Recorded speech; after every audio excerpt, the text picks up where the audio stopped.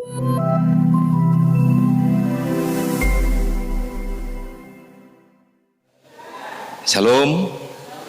selamat pagi menjelang siang, saudara yang terkasih. Apa kabar hari ini? Luar biasa, amin. Haleluya. Tuhan sungguh luar biasa. Oleh sebab itu dia juga menyatakan segala kebaikan yang luar biasa itu bagi setiap kita orang yang percaya. Haleluya. Mari saudaraku yang terkasih, kita membuka Alkitab kita. Kita akan dengar firman Tuhan yang akan membekali kita di hari ini di dalam Yudas pasal 1 ayat yang ke-20. Sebelum Wahyu, ya, paling belakang. Yudas 1 ayat yang ke-20, ayat ini akan kita baca secara bersama-sama, ya, dengan hitungan yang ketiga. Kalau sudah dapat, katakan amin. Haleluya. Yuk kita baca bersama. 1, 2, 3. Akan tetapi kamu, saudara-saudaraku yang kekasih, bangunlah dirimu sendiri di atas dasar imanmu yang paling suci dengan dalam Roh Kudus. Katakan amin. Sekali lagi saya baca. Akan tetapi kamu, saudara-saudaraku yang kekasih, bangunlah dirimu sendiri di atas dasar imanmu yang paling suci dan berdoalah dalam Roh Kudus. Haleluya. Hari ini saya akan sampaikan kebenaran firman Tuhan, ya, yaitu bangunlah dirimu sendiri. Amin. Bangunlah dirimu sendiri. Tadi pemimpin pujian sudah menyampaikan bahwasanya hari ini kita sedang merayakan hari yang bahagia, hari yang penuh sukacita, ya, hari Pentakosta atau hari Pantekosta, ya, hari pencurahan kuasa Roh Kudus. Haleluya. Jadi ingat, saudara adalah jemaat-jemaat Pantekosta. Saudara juga harus mengetahui hal ini. Haleluya. Ya, kalau dari kenaikan Tuhan Yesus berapa waktu yang lalu, ya, 40 hari, setelah itu 10 hari, makanya ada 10 malam, ya, genaplah menjadi 50 hari pencurahan Roh Kudus, ya. Dan kita tahu bersama saudaraku yang terkasih, ya, sebagai orang-orang yang percaya, dan saya yakin dan percaya kita sepaham, ya, bahwasanya kuasa Roh Kudus ketika dicurahkan bagi orang percaya, maka hal-hal yang luar biasa pasti akan terjadi. Katakan amin, ya. Mujizat-mujizat, tanda-tanda yang heran itu akan dinyatakan bagi setiap orang-orang yang percaya. Haleluya. Tetapi yang pasti tentunya bahwa kuasa dan mujizat, tanda-tanda heran yang dikerjakan oleh Roh Kudus itu harus dimulai dari diri sendiri. Haleluya. Ya, dimulai dari diri sendiri. Artinya apa, saudaraku yang terkasih? Kita tidak bisa mengharapkan, saudaraku, bahwa kuasa yang besar itu terjadi jika kondisi kita itu hanya diam dan masih tertidur. Itu mustahil. Ya, akan mustahil, saudaraku, ini akan dialami oleh setiap orang-orang, bahkan orang-orang percaya. Dan mujizat terbesar bukan saat kondisimu diubahkan, bukan saat keadaanmu diubahkan, bukan saat kesehatanmu, penyakitmu itu diubahkan, engkau menjadi sehat, bukan saat ketika usaha pekerjaanmu itu diberkati oleh Tuhan, ya. Bukan saat demikian saudaraku yang terkasih, tetapi justru saat dirimu, saat pribadimu lah itu bisa diubah. Haleluya. Ya. Di dalam Alkitab saya tidak mendapatkan, ya, ketika rasul-rasul melakukan mujizat, ya, tidak ada di sana tercatat bahwasanya malaikat-malaikat bertepuk tangan, bersorak-sorai. Ya, ketika orang yang lumpuh berjalan, tidak ada dicatat di sana bahwasanya malaikat bersorak-sorai, bertepuk tangan. Banyak mujizat-mujizat yang dilakukan di dalam Alkitab, yang tertulis di dalam Alkitab. Tetapi tidak pernah saya dapatkan, ya, selain daripada dikatakan dalam firman Tuhan, ketika seseorang itu bertobat, lepas dari dosa, dia diubah, maka malaikat-malaikat surga bertepuk tangan, bersorak-sorai, bersukacita. Haleluya. Jadi kalau saudara mengalami berkat-berkat Tuhan, engkau disembuhkan, sesungguhnya itu bukan mujizat yang besar, ya, itu belum ada apa-apanya. Coba buka dalam Lukas pasal yang ke-15 ayat yang ke-10.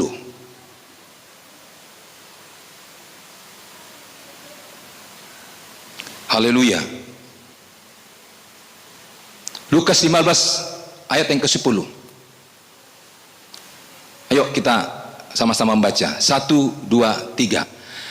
Aku berkata kepadamu, demikian juga akan ada sukacita pada malaikat-malaikat Allah karena satu orang berdosa yang bertobat. Saya mau tanya kepada saudara, ada enggak saudara jumpai kalimat-kalimat yang demikian dalam Alkitab selain kalimat ini? Saya rasa enggak ada, saudaraku yang terkasih. Hanya kepada orang yang mau diubahkanlah sampai malaikat-malaikat di surga itu bersukacita. Bukan karena masalahmu dilepaskan dari hidupmu, bukan karena sakitmu diangkat oleh Tuhan, bukan karena karya Tuhan, pertolongan Tuhan di dalam usaha pekerjaanmu engkau diangkat. Tapi ketika engkau mau diubahkan. Haleluya. Dan hari ini saudaraku yang terkasih, firman Tuhan bagi kita jelas memberi pesan bagi saudara dan saya. Dikatakan di dalam ayat firman Tuhan, bangunlah dirimu sendiri. Haleluya. Ya. Bangunlah dirimu sendiri. Yang mau saya katakan, mari di hari Pantekosta ini, di hari Pentakosta ini, marilah kita sama-sama membangun diri kita sendiri. Haleluya. Ya, membangun diri kita. Dan kita tahu saudaraku, ya, hari-hari ini kita perlu mengintrospeksi diri kita. Kita perlu mengecek, ya. Jangan hanya kereta kita saja yang kita cek. Jangan hanya sepeda motor kita yang kita cek. Saudara mau sepeda motor saudara kok sama saudara pakai 1 tahun nggak dicek? Ada nggak di antara saudara yang demikian? Ya, pasti saudara teringat. Kereta saya, sepeda motor saya, mobil saya belum diservis. Ada nggak saudara berpikiran demikian? Pasti. Tetapi saat ini saudaraku, firman Tuhan mencatat bahwa ada suatu pesan Tuhan yang sungguh luar biasa bagi kita. Ya, kita tahu hari-hari ini, keadaan sekarang ini, ya, biarlah itu yang membuat kita supaya kita sadar, kita mau mengecek, kita mau memeriksa, ya, diri kita, pribadi kita, ya, melihat kepada diri masing-masing, tidak perlu melihat kepada diri orang lain.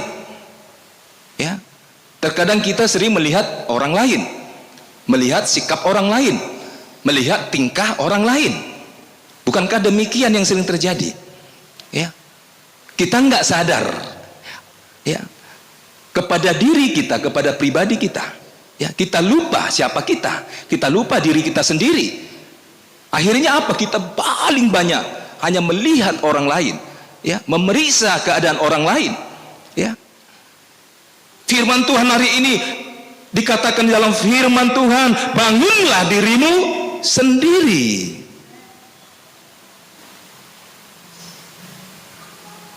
Di dalam hidup ini, saudaraku, ada bagian Tuhan dan ada juga bagian kita.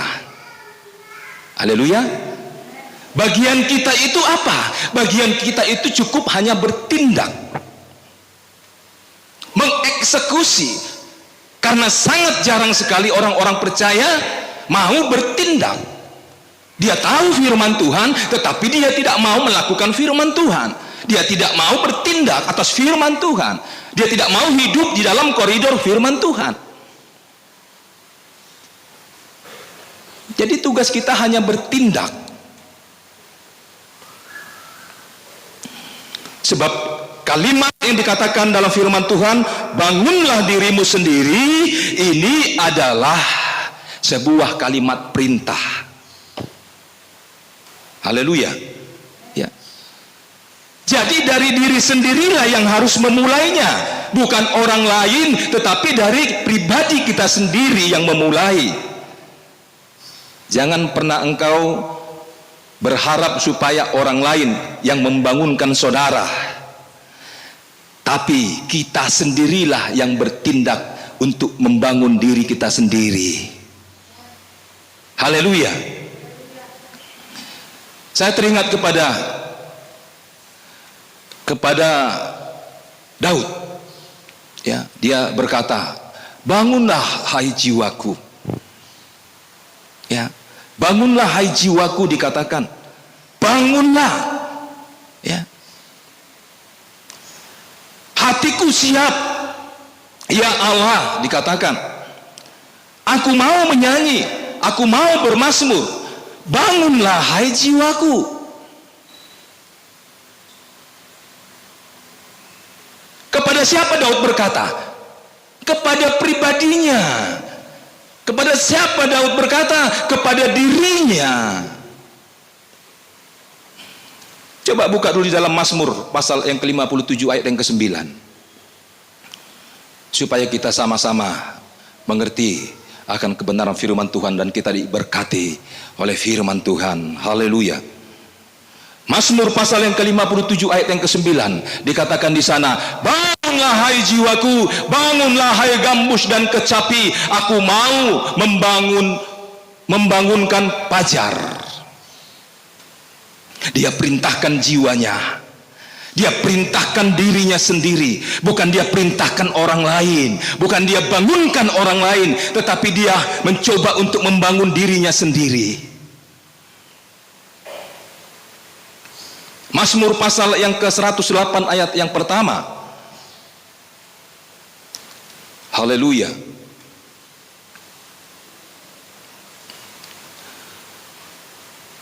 Nyanyian Mazmur Daud. Hatiku siap ya Allah, aku mau menyanyi, aku mau bermazmur. Bangunlah hai jiwaku. Dari mana dimulai? Ketika melakukan segala sesuatu, ketika kita menyembah Tuhan, ketika kita mau bermazmur bagi Tuhan, memuliakan Tuhan. Dimulai dari mana?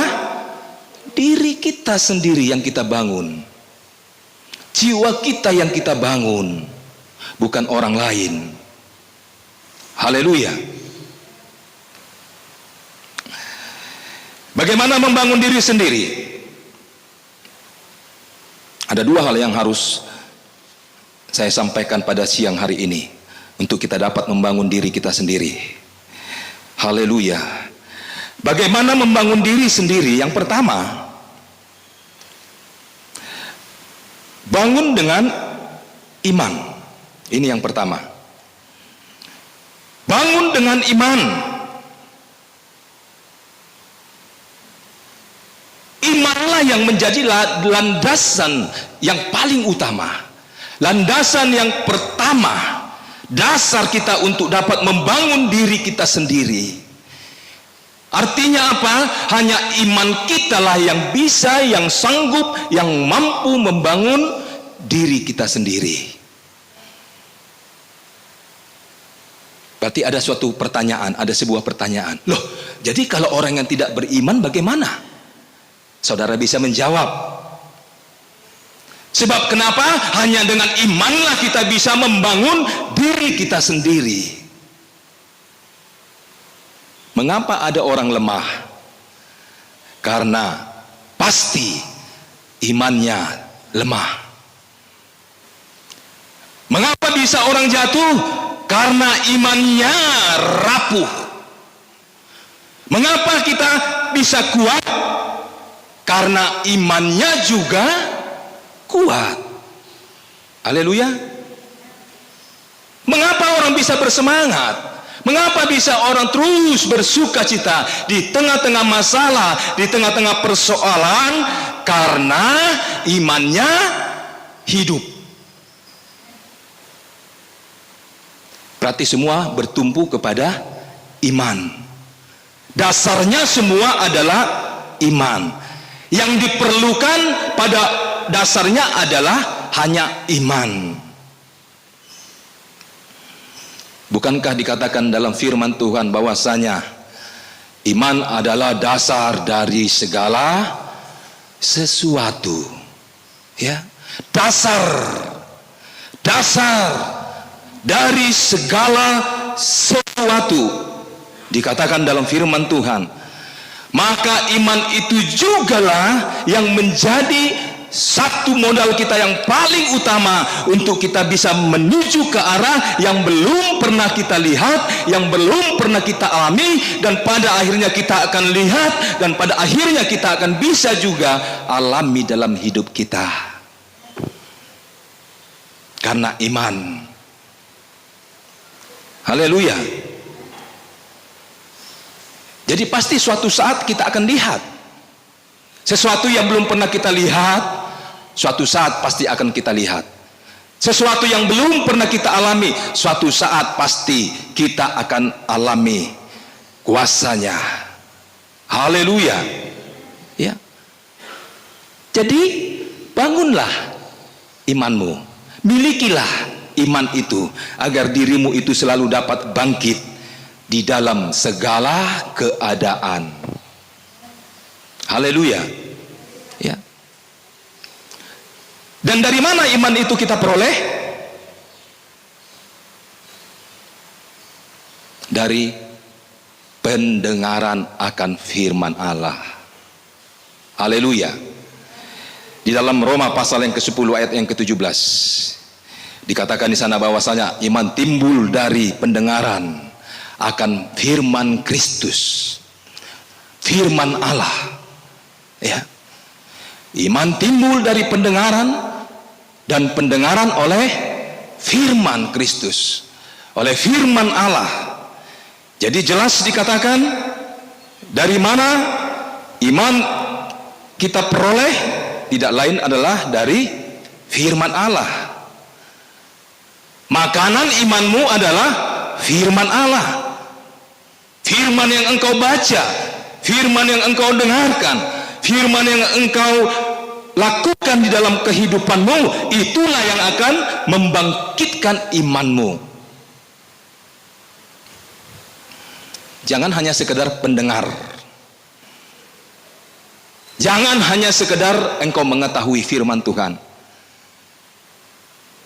tapi ketika ketiga hal ini sudah jelas-jelas ada di dalam setiap pribadi-pribadi kita, kita mendengar, kita mengetahui, kita memahami, ya, kita lakukan, pasti saya yakin dan percaya iman kita pun pasti akan bertambah dan bertumbuh. Kita akan memiliki iman yang kuat.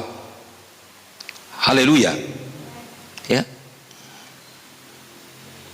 Kalau tubuhmu engkau beri makan 3 kali sehari, ya, 3 kali sehari. Ada yang 5 kali sehari? Saya yakin pasti ada. Ya, ada yang 4 kali sehari, pasti ada. Ya. Tetapi bagaimana dengan imanmu? Apakah cukup hanya 3 kali setahun engkau kasih makan? Apakah cukup hanya sekali 3 bulan engkau kasih makan? Apakah cukup hanya sekali seminggu engkau kasih makan? Kalau kita saja berupaya terus untuk memperhatikan tubuh yang fana ini, yang sementara ini, kita terus berusaha untuk menjaga kesehatan tubuh ini, kebugaran tubuh ini.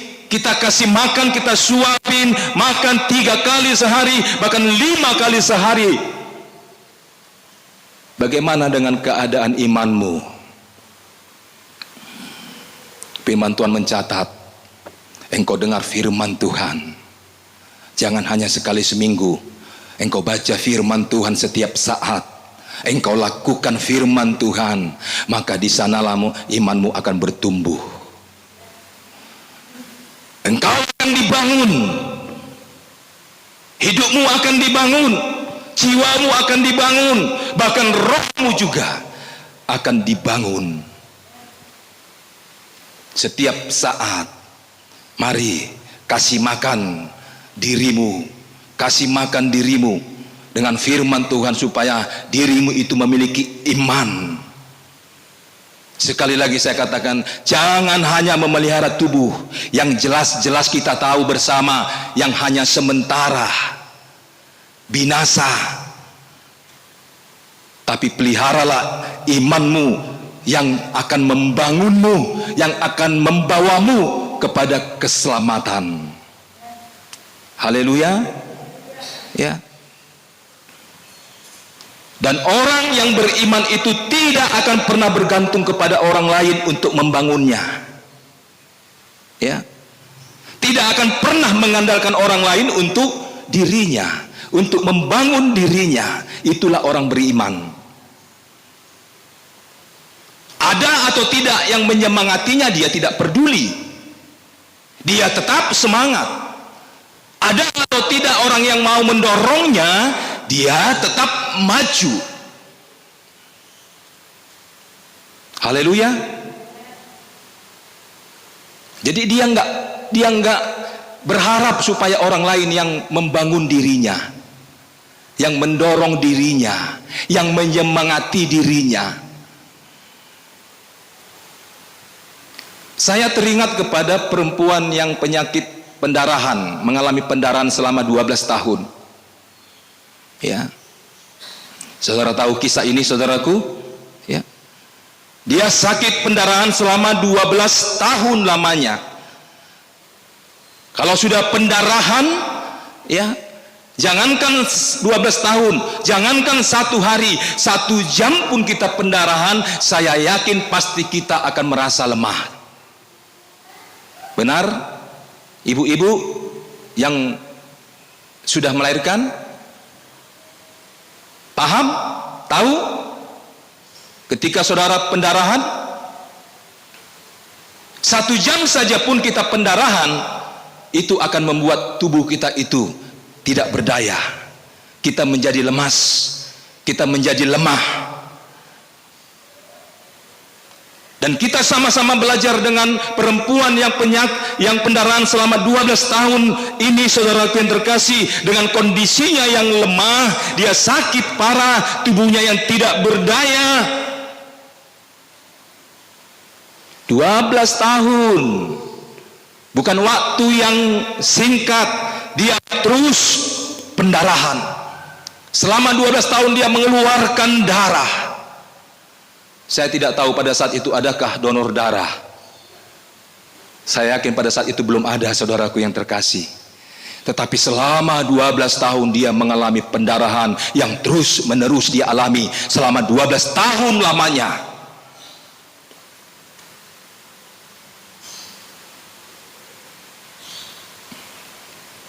Tetapi dia sanggup menyemangati dirinya sendiri. Haleluya. Dia tidak berharap untuk orang menyemangatinya. Dia tidak berharap untuk orang menguatkannya. Dia pergi menemui Yesus, walaupun tidak ada keluarga yang menemaninya pada saat itu, walaupun tidak ada satu orang pun temannya yang mendampingi dia pada saat itu, tetapi dia bisa berjuang sendiri menerobos kerumunan orang-orang banyak pada saat itu. Padahal jelas tubuhnya itu sedang lemah, tetapi yang pasti saya yakin dan percaya imannya tidak sama seperti tubuhnya yang lemah, tetapi imannya itu kuat. Haleluya. Imannya itu hidup, tidak mati, tidak lemah, sehingga dia tidak perlu orang lain. Haleluya. Ya, nggak perlu orang lain, saudaraku, ya, untuk menyemangati dirinya, untuk menyemangati dirinya sendiri. Dia berkata kepada Yesus, kepada dirinya sendiri, dan ini ucapan imannya, asal ku jamah saja jubahnya, aku sembuh. Hanya itu yang dia katakan kepada dirinya. Kenapa? Karena dia berkata hanya di dalam hati. Haleluya. Dalam hatinya berkata. Artinya apa? Dia hanya berkata membangun dirinya sendiri, berkata kepada jiwanya sendiri, asal ku jamah saja jubah Yesus, aku sembuh. Siapa yang menyemangati dirinya? Dirinya sendiri, bukan orang lain, bukan sahabatnya, bukan temannya, bukan keluarganya. Imannya lah yang membangunkan dirinya, yang akhirnya imannya jugalah yang menyembuhkan sakitnya. Haleluya. Bagaimana dengan kita, saudaraku? Bagaimana dengan kita yang hadir pada saat siang hari ini? Bagaimana dengan kita, saudaraku? Apakah kita masih tergantung kepada orang lain? Hanya berharap supaya kita didorong, dikuatkan, kita disemangati orang lain, baru kita bisa maju? Kita perlu orang lain baru kita bisa maju? Kita tergantung orang lain baru kita bisa maju? Faktanya nggak bisa selalu demikian. Walaupun mungkin satu dari sejuta kali itu bisa terjadi. Tapi faktanya nggak selalu bisa demikian, saudaraku. Yang lebih parahnya lagi, ada yang sudah didorong-dorong, ada yang sudah disupport, yang sudah dinasihati, yang sudah disemangati, dia tetap nggak mau bangkit, nggak bangkit juga.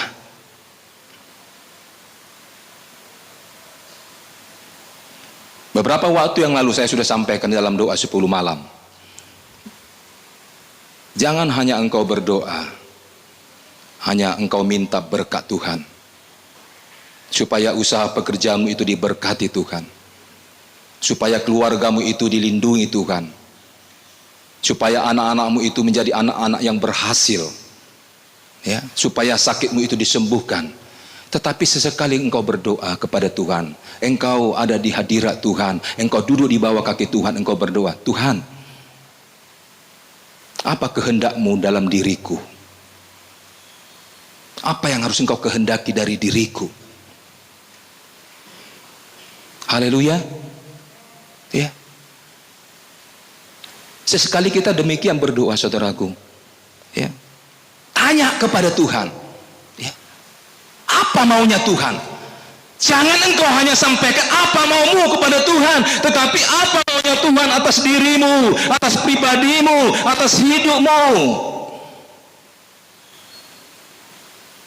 Harusnya itu yang engkau pertanyakan kepada Tuhan. Artinya apa? Supaya imanmu itu bangkit, menyemangati dirimu. Haleluya. Ini sudah didorong-dorong, sudah ditarik-tarik, sudah disemangati, enggak bangkit-bangkit, enggak sadar-sadar.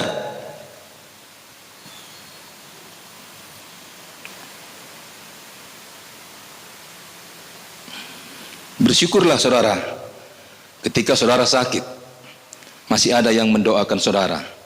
Ketika saudara sakit, masih ada yang menyemangati saudara. Ketika saudara sakit, masih ada yang mendoakan saudara. Tapi terkadang itu pun masih mendelay. Enggak semua datang katanya. Jemaat GPD Kasih enggak semua datang. Si Anu enggak datang, si Anu enggak datang, si Anu enggak datang. Apakah saudara tergantung kepada orang lain?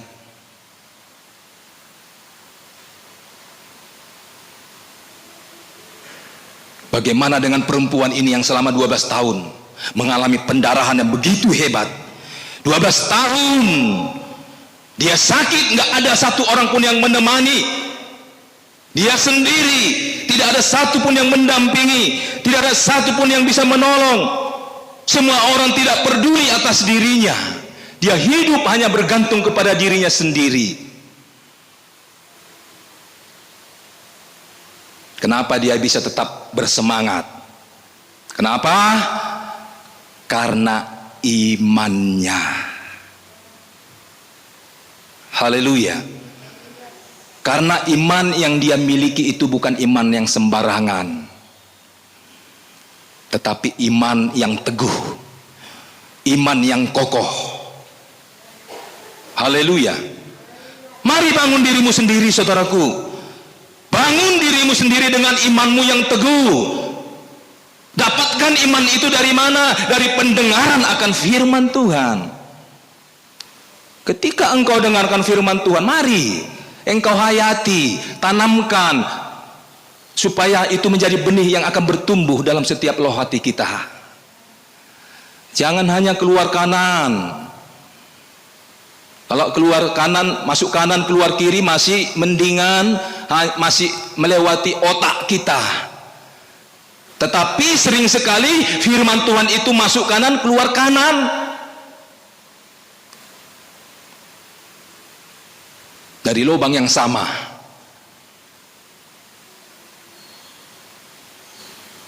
Orang yang beriman tidak harus didorong-dorong untuk bangkit. Amin. Haleluya. Dia akan tetap bangkit dalam segala keadaan apapun, karena dia beriman. Dia memiliki iman yang teguh. Haleluya. Ini hal yang pertama untuk membangun diri sendiri, yaitu dengan iman. Haleluya. Yang kedua, bagaimana membangun diri sendiri? Yang kedua, tentunya adalah berdoa dalam Roh Kudus. Haleluya. Haleluya. Kita bisa melihat, ya, tadi malam kita mendengarkan firman Tuhan, bagaimana seorang Petrus, saudaraku yang terkasih, ya. Kita tahu bersama seorang Petrus itu adalah orang yang sosok yang penakut, ya. Berapa kali dia menyangkal diri, ya. Dia tidak kenal Tuhan, dia tidak kenal Yesus. Kenapa? Karena dia takut. Sama anak-anak pun dia takut, ya. Tetapi ketika peristiwa, ya, di dalam Kisah Para Rasul yang kedua, dalam pencurahan Roh Kudus, dia mengalami sesuatu yang luar biasa. Haleluya, ya. Dia bisa memberi pertobatan lewat kuasa Roh Kudus. Dia membawa jiwa-jiwa, hanya mungkin sekitar ratusan, tetapi berubah menjadi 3.000 jiwa. Haleluya, ya. Berdoa dalam Roh Kudus artinya apa, saudara yang terkasih? Agar kita bisa membangun diri kita sendiri, kuncinya juga adalah kekuatan Roh Kudus. Jangan ada satupun kita yang meremehkan Roh Kudus. Jangan ada satupun kita yang merasa bahwasanya Roh Kudus itu tidak perlu ada dalam diri kita. Kalau orang Pantekosta itu identik dengan Roh Kudus. Haleluya. Ya. Walaupun hidup kita banyak sekali masalah, rintangan, persoalan, banyak tantangan, tetapi jika Roh Kudus itu berdiam di dalam setiap kehidupan kita, maka Roh Kudus itu yang akan memberikan kekuatan untuk kita bisa bangkit, untuk kita bisa menjalani, melewati masalah, rintangan, tantangan apapun yang ada di hadapan kita. Roh Kudus menjadi jaminan. Haleluya.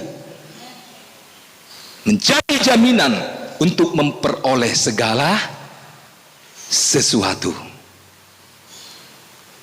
Artinya, bukankah Roh Kudus itu yang terpenting dalam kehidupan orang-orang percaya? Amin. Ya.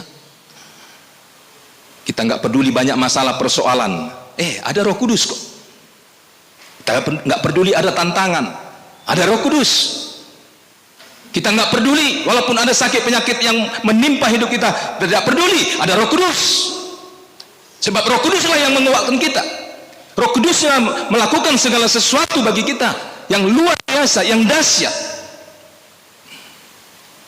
Bukankah Roh Kudus dikirimkan oleh Bapa di surga kepada kita orang-orang percaya, diutus untuk menyertai kita, untuk menjaga kita, memelihara, dan memberi kita kekuatan. Haleluya. Ya. Dan oleh sebab itu mari berdoalah. Berdoalah di dalam Roh Kudus. Itu cara yang membangunkan dirimu. Haleluya. Haleluya. Ya. Ketika engkau berdoa di dalam Roh Kudus, maka engkau akan kuat. Bukan karena banyaknya yang mensupport saudara, bukan karena banyaknya dukungan yang mendukung saudara, tetapi semua oleh karena kekuatan Roh Kudus. Nggak perlu orang lain. Amin. Nggak perlu orang lain yang menyupport saudara, nggak perlu orang lain untuk menyemangati saudara, memperhatikan saudara. Cukup hanya satu pribadi, yaitu Roh Kudus, yang akan memberikan engkau kekuatan.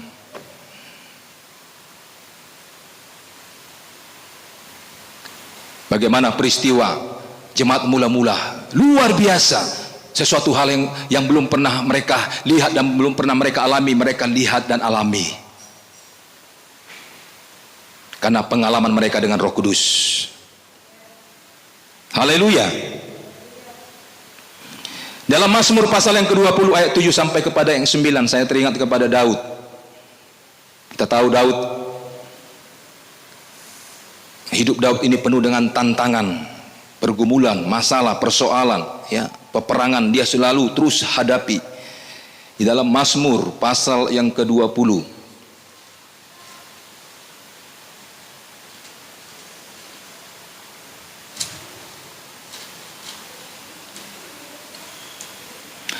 Mazmur 20 ayat yang ke-7 sampai kepada ayat yang ke-9 demikian. Firman Tuhan, saudara bisa perhatikan Alkitab saudara. Sekarang aku tahu bahwa Tuhan memberi kemenangan kepada orang yang diurapinya, dan menjawabnya dari surganya yang kudus dengan kemenangan yang gilang gemilang oleh tangan kanannya. Orang ini memegahkan kereta dan orang itu memegahkan kuda, tetapi kita bermegah dalam nama Tuhan Allah kita. Mereka rebah dan jatuh, tetapi kita berdiri dan tetap tegak.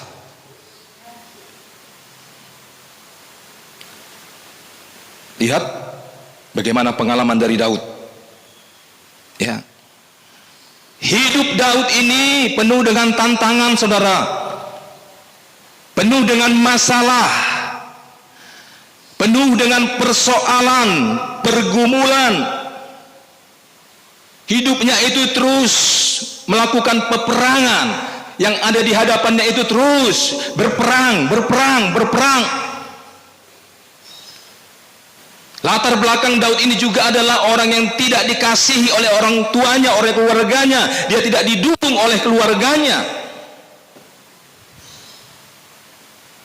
Itu sebabnya dia berkata di dalam Mazmur pasal yang ke-27 ayat yang ke-10, dia ungkapkan isi hatinya. Meskipun ayah dan ibuku meninggalkan aku, tetapi Allah menyambut aku. Haleluya. Dia katakan isi hatinya, perasaannya, bagaimana sakitnya, hidupnya itu sakit. Keluarganya saja pun menolak dia. Tidak ada satu pun yang mendukung dia. Tidak ada satu orang pun yang mensupport dia. Dia seperti seolah-olah menjadi anak buangan. Dia tidak diperhitungkan.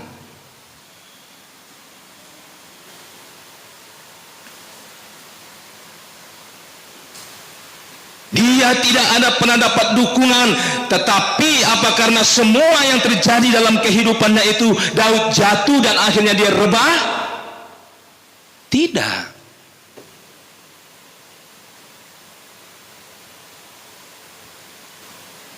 Daud justru berkata di dalam ayat yang ke-9 dikatakan, mereka rebah dan jatuh, tetapi kita bangun, berdiri, dan tetap tegak. Haleluya. Ya. Mereka dikatakan musuh-musuhnya rebah, musuh-musuhnya jatuh, tetapi kita bangun, berdiri, dan kita tetap tegak. Ini fakta yang terjadi.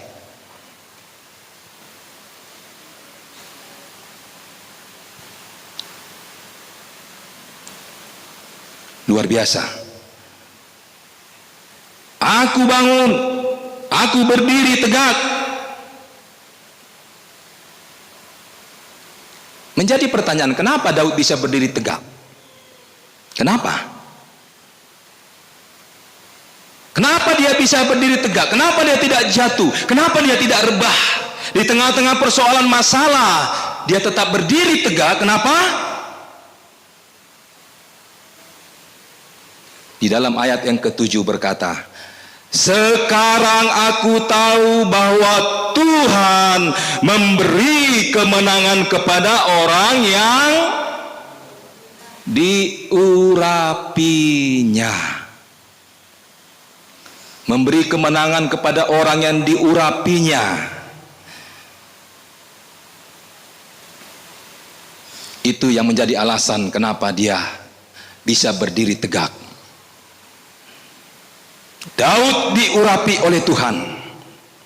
Diurapi itu sama artinya dengan apa?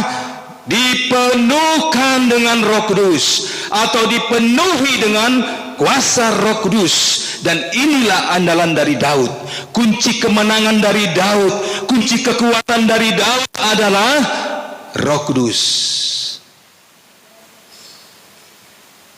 Amin. Ya. Sementara dikatakan di dalam ayat yang ke-8, orang ini memegahkan kereta dan orang itu memegahkan kuda. Orang itu memegahkan kereta artinya apa? Itu berbicara tentang apa? Memegahkan hartanya. Dan orang itu memegahkan kuda artinya apa? Orang itu memegahkan kekuatannya sendiri. Tetapi kita, kata Daud, kita bermegah dalam nama Tuhan Allah kita. Katakan amin. Kenapa dia bisa kuat? Kenapa dia bisa bangkit? Kenapa dia tidak jatuh dan tidak rebah? Kenapa dia bisa berdiri tegak? Karena dipenuhi oleh kuasa Roh Kudus. Saya yakin dan percaya ketika saudara dipenuhkan oleh kuasa Roh Kudus, masalah apapun yang menghantam hidupmu, engkau tidak akan menjadi rebah. Haleluya, haleluya. Ya, kami sebagai hamba Tuhan, kami sering dihantam kanan kiri, muka belakang, keliling. Yang pasti kalau bukan karena Roh Kudus, kami tidak akan pernah mampu. Kami tidak akan pernah kuat. Kami tidak akan pernah bisa berdiri tegak. Kenapa? Karena persoalan, masalah, tantangan, kanan kiri, muka belakang, atas bawah, semuanya. Tapi ada Roh Kudus yang membantu, yang menolong. Haleluya, haleluya. Itulah kunci kekuatan kita. Orang-orang banyak mengandalkan hartanya, kereta, dan mengandalkan kuda, mengandalkan kekuatannya sendiri, dikatakan dalam ayat yang ke-8. Tapi Daud, dia mengandalkan Tuhan Allahnya. Haleluya. Jadi jemaat Tuhan yang diurapi oleh Tuhan, yang penuh Roh Kudus, dia akan menjadi jemaat yang selalu berdiri tegak. Amin. Apapun masalahnya, dia akan terus berdiri tegak. Dia tidak akan menjadi jemaat yang cengeng. Kalau cengeng berarti tidak ada Roh Kudus. Kalau ada jemaat yang cengeng, berarti tidak dipenuhkan oleh Roh Kudus. Jangan menjadi jemaat yang cengeng. Jadilah menjadi jemaat yang dewasa. Haleluya. Ya, anak-anak yang sering nangis, yang sering cengeng. Ya. Jangan engkau sering selalu engkau mengalami masalah, persoalan, engkau nangis, engkau cengeng, meraung-raung. Jangan menjadi jemaat yang bergantung kepada manusia, kepada orang lain untuk membangun dirinya. Amin. Tapi mari kita supaya tetap selalu membangun diri kita sendiri. Haleluya. Sama seperti Daud berkata, bangunlah hai jiwaku. Katakan kepada diri kita, bangunlah hai jiwaku. Bangunlah hai jiwaku. Haleluya. Ya, hidup ini penuh tantangan, saudaraku. Ya, akan semakin sukar. Banyak hal yang bisa membuat engkau jatuh, banyak hal yang membuat engkau bisa lemah. Ya, melihat situasi-situasi yang terjadi sekarang ini. Ya, mari bangun dirimu sendiri dengan imanmu yang teguh, dan marilah engkau selalu berdoa di dalam kekuatan Roh Kudus, dan itulah yang menjadi andalan kita. Haleluya, haleluya. Selamat hari Pantekosta. Api Roh Kudus itu tetap akan menyala terus sampai Tuhan Yesus datang kali yang kedua untuk menjemput kita bersama-sama. Tuhan memberkati kita semua. Haleluya.